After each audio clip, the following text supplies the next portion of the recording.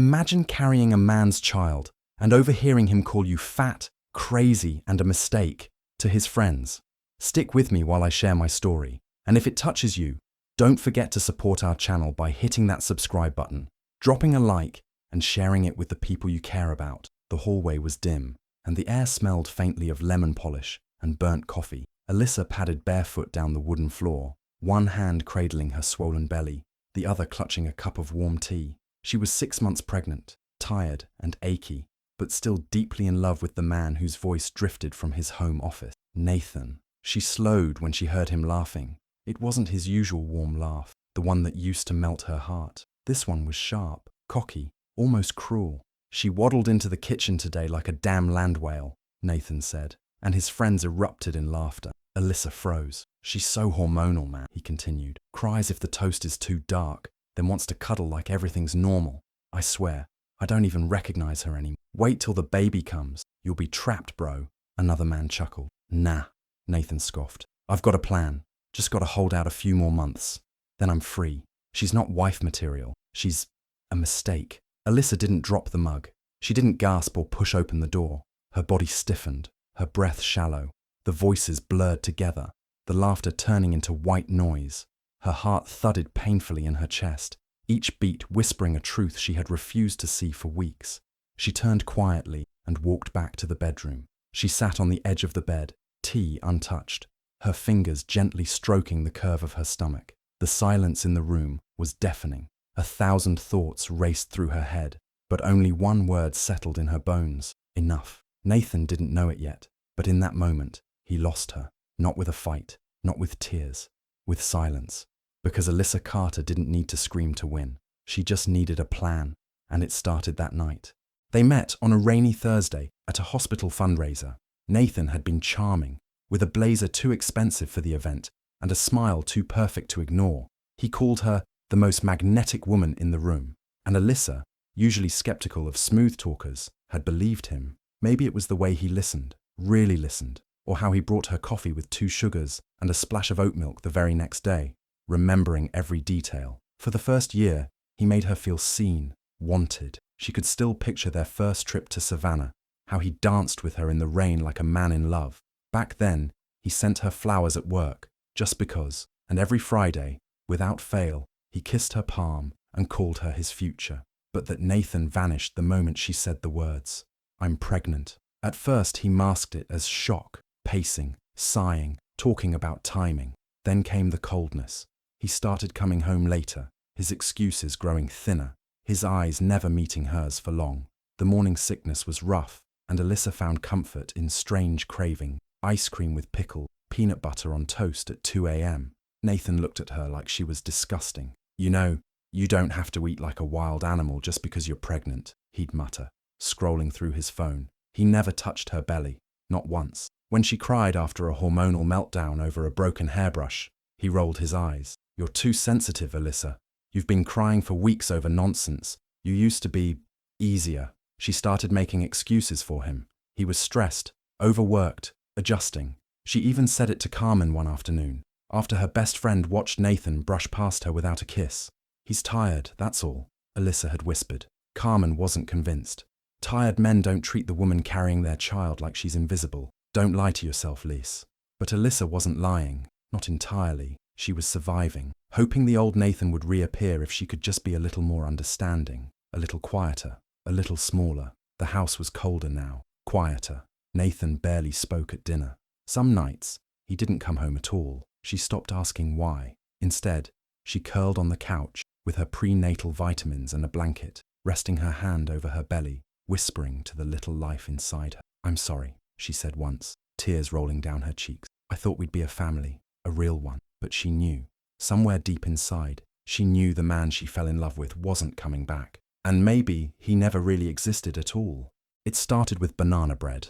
Alyssa had been craving it all morning, something warm and sweet to settle her uneasy stomach. Nathan had rushed out in a hurry, muttering something about a property tour, and left his work tablet on the kitchen counter. She opened it innocently enough, just to pull up her bookmarked recipe, but a notification blinked at the top of the screen. "Boys only, new message." Alyssa paused. The name was juvenile, but familiar. She'd seen it flash across Nathan's phone before. A group chat with his closest friends from college. Guys who laughed too loud and drank too much. Curiosity made her swipe down. She shouldn't have looked. She knew that. But something inside her, something wounded, needed to see the truth spelled out plainly. She tapped the thread open. What greeted her was venom dressed as humor. "So, how's Mama Whale doing today? Still crying over pickles? Bet she's nesting like a rabid raccoon." "Nathan, she's out of control. Cries if I'm 5 minutes late, gets winded walking to the mailbox. Honestly, I can't wait till this kid's out so I can be out too. Watch me." Alyssa's hands shook. Her thumb hovered over the scroll bar as more messages loaded. "Dude, the baby's not a gift. It's a leash." "Nathan, exactly. I'm stuck with an emotional liability. I miss peace. I miss silence. I miss women who don't look like swollen marshmallows." Her chest tightened. The air felt heavy, suffocating. She had no words, just the dull, persistent pounding of her heart as it cracked in places she didn't know existed. But she didn't cry. She took screenshots. Every message, every emoji, every insult that stripped her down to nothing but a joke in the mouths of men who didn't know her pain. Then she printed them. 3 copies. One for her, one for her lawyer, and one for the file she'd label insurance.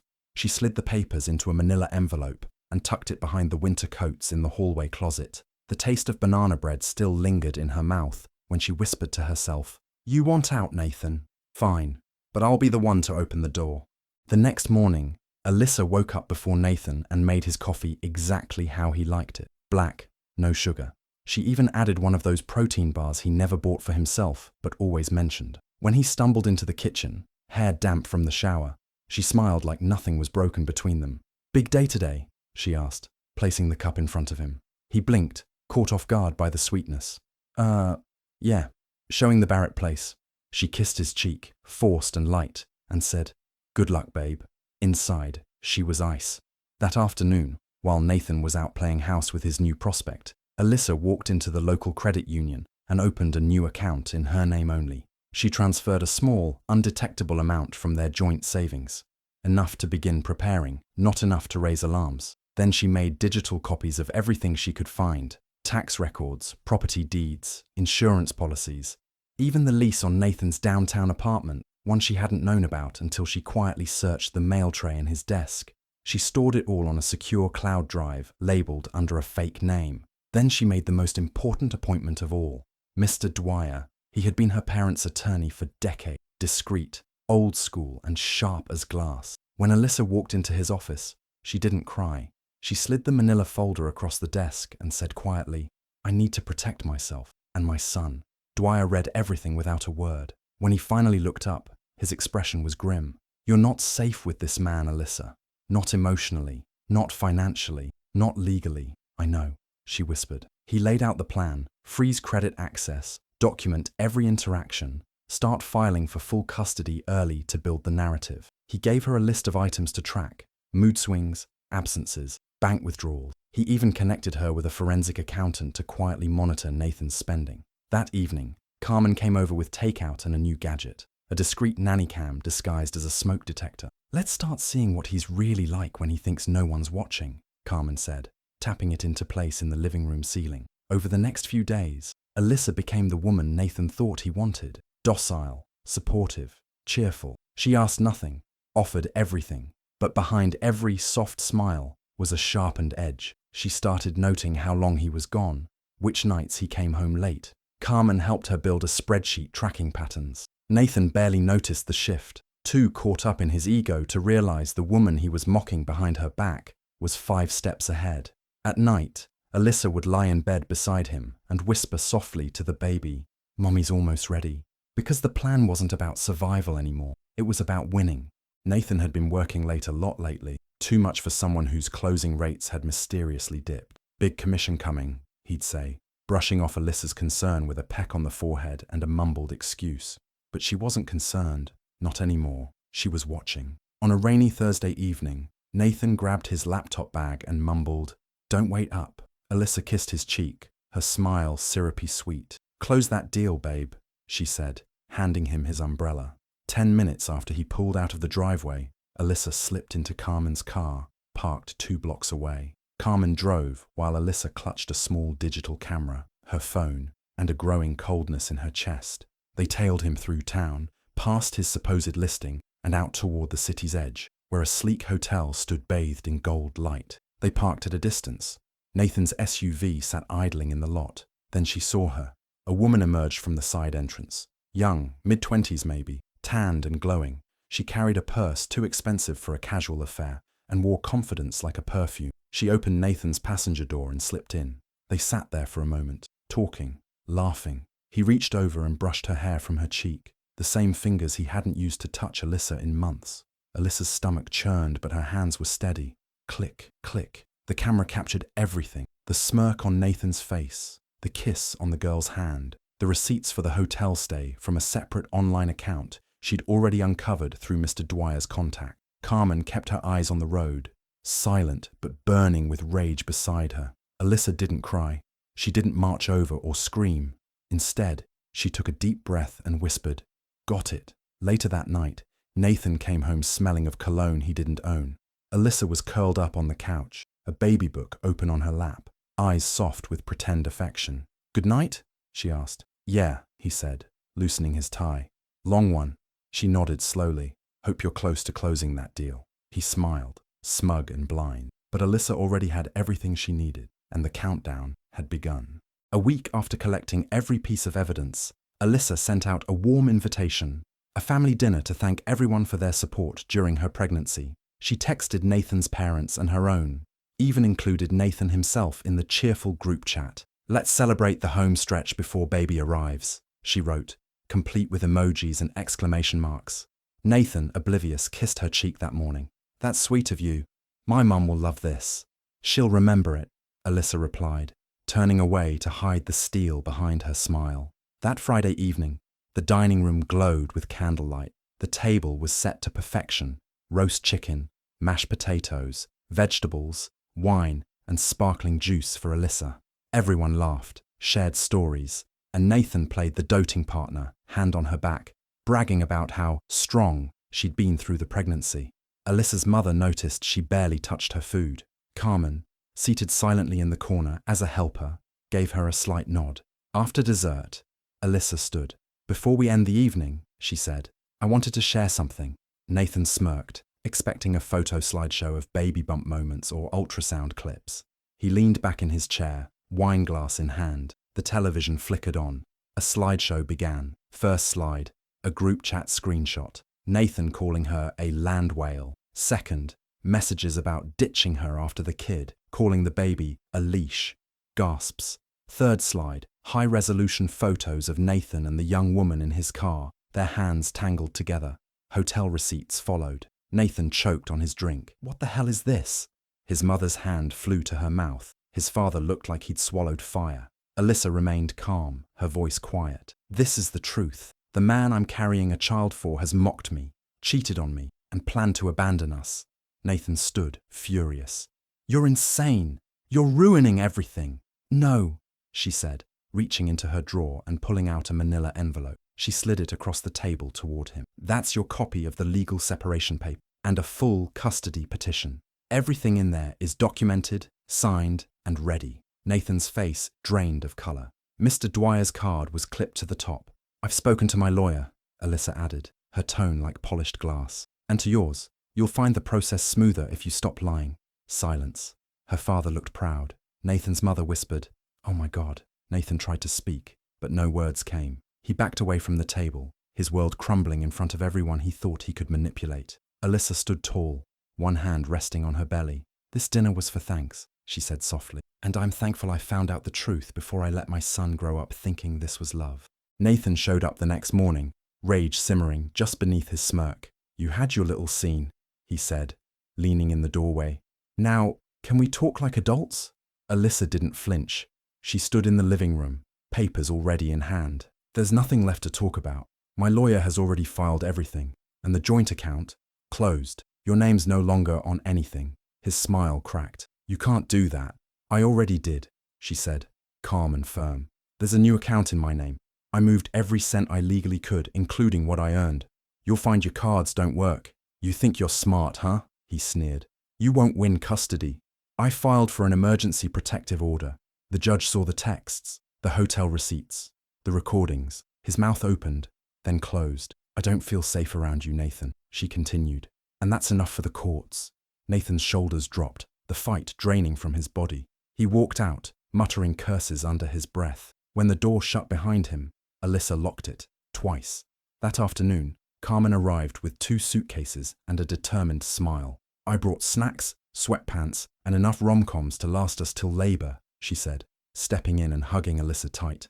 I don't know what I'd do without you, Alyssa whispered. You'll never have to find out. In the following weeks, the atmosphere shifted. Nathan's calls went unanswered. Any emails were redirected to Mr. Dwyer. Alyssa no longer lived in dread. She focused on her health, her baby, and the life ahead. Carmen helped assemble the crib. They painted the nursery in soft colors and hung little stars from the ceiling. They made freezer meals, binge-watched old comedies, and laughed like girls again. When Alyssa had trouble sleeping, Carmen sat beside her in bed, reading baby books and gossiping about their old classmates. There were still moments of pain, of course, small flashbacks, tight-lipped tears, the ache of what should have been, but there was no longer fear, no more walking on eggshells, just strength. One night, as Alyssa lay on the couch, belly rising and falling, Carmen leaned over and said, "You didn't just survive him. You buried the version of yourself that let him in." Alyssa smiled through tears. She knew she wasn't just building a nursery, she was building a new life. The courtroom was colder than Alyssa expected, the kind of sterile quiet that wrapped around your chest like a vice. She sat beside Mr. Dwyer, fingers gently tracing the curve of her belly, now heavy with life just weeks from delivery. Across the aisle, Nathan looked polished and furious, his attorney whispering fast and low in his ear. He hadn't looked at her once since walking in, but she could feel his gaze like a stone pressing into her skin. The hearing began. Nathan's lawyer wasted no time, launching into a narrative of a highly emotional and unstable woman who, according to him, had become irrational and unfit for shared parenting. She has been distant, controlling, and extremely sensitive, the attorney claimed. Mr. Reed fears for the child's emotional safety under such erratic care. Alyssa didn't flinch. She waited. When it was Mr. Dwyer's turn, he stood with that calm, deliberate presence that had soothed her through every painful step of this process. "Your Honor," he said, handing the judge a bound file. "What Mr. Reed fails to mention is his ongoing infidelity, verbal cruelty, and clear intent to abandon both the mother and unborn child. These are not allegations. These are his own words, documented thoroughly." One by one, Dwyer presented the text messages. Alyssa watched the judge's expression shift from curiosity to restrained disgust as she read Nathan's messages aloud. "She's a land whale, man. Hormones turned her into a total head case. Can't wait to be free once the kid's born." There were receipts from hotels, time-stamped photos, and even transcriptions from the nanny cam audio. Nathan mocking Alyssa to the same friends he once used to charm her. Then came Alyssa's testimony. She spoke softly but clearly about the emotional isolation, the manipulation, the loneliness of pregnancy while being treated like a burden. Nathan squirmed, his jaw tight. When the judge finally spoke, her voice was firm and final. "This court grants full physical custody to Ms. Carter, with Mr. Reed permitted limited supervised visitation. Primary residence will remain with the mother. Further violations of trust or aggression will nullify visitation rights entirely." Alyssa didn't exhale until they stepped into the hallway. Nathan brushed past her without a word, his face pale with defeat. She didn't look back. Outside, Carmen was waiting with open arms and a quiet, "I knew you'd win." Alyssa smiled, not for the court ruling, but for the quiet knowledge that Liam would never have to wonder what respect looked like. He would be raised by someone who knew how to fight without hate, and who knew finally how to protect herself. The day Liam was born, the world slowed down. Not in the dramatic, cinematic way Alyssa used to imagine childbirth would be, but in a softer, fuller sense. It was raining lightly outside the hospital window, and Carmen squeezed her hand as the final push brought Liam's tiny cry into the world. Her mother cried openly, whispering prayers and words of awe. Alyssa didn't cry. She just stared at her son, stunned silent by how complete he looked, how peaceful. A full head of dark curls, wrinkled little fists already moving with curiosity. The nurse placed him on her chest, and Alyssa kissed his forehead as if sealing a promise. They stayed in the hospital for 2 days. Nathan never showed. He didn't call. Not that she expected him to. He had made his stance clear, both legally and emotionally. That chapter was finished. Back at home, Carmen had prepared everything. The nursery was painted in soft forest green. There were tiny clothes folded neatly in drawers, fresh flowers in the kitchen, and a bassinet placed right by Alyssa's bed. Her mother made warm soups and hovered gently, never overstepping. In the quiet of those first nights, Alyssa would rock Liam in the dim light, humming to him with her cheek resting on his soft hair. The stillness wasn't lonely, it was healing. For the first time in a long time, her home felt safe. Each morning brought new rituals, bottle feedings, diaper changes, Carmen laughing as Liam wriggled on the changing table, her mother cooing lullabies from a rocking chair, and in between, Alyssa breathing deeper than she had in months. There were no backhanded comments, no slamming doors, no footsteps she had to brace herself for, just peace and baby laughter, and the gentle reminder every time Liam looked at her that she had made it. One afternoon, as sunlight poured through the window, Alyssa caught her reflection holding Liam in the hallway mirror. She smiled, a real one. She wasn't broken, she wasn't too emotional, she wasn't a mistake. She was a mother, a survivor, and Liam would grow up in a home full of truth, strength, and fierce, unconditional love, a home without Nathan, and all the better for it. On the morning of Liam's first birthday, Alyssa woke up before the sun. The house was quiet except for the soft breathing of her sleeping son in the crib nearby. She slipped out of bed and padded barefoot to the kitchen, where Carmen had already started baking the birthday cake, vanilla with fresh strawberries, just as Alyssa remembered from her own childhood.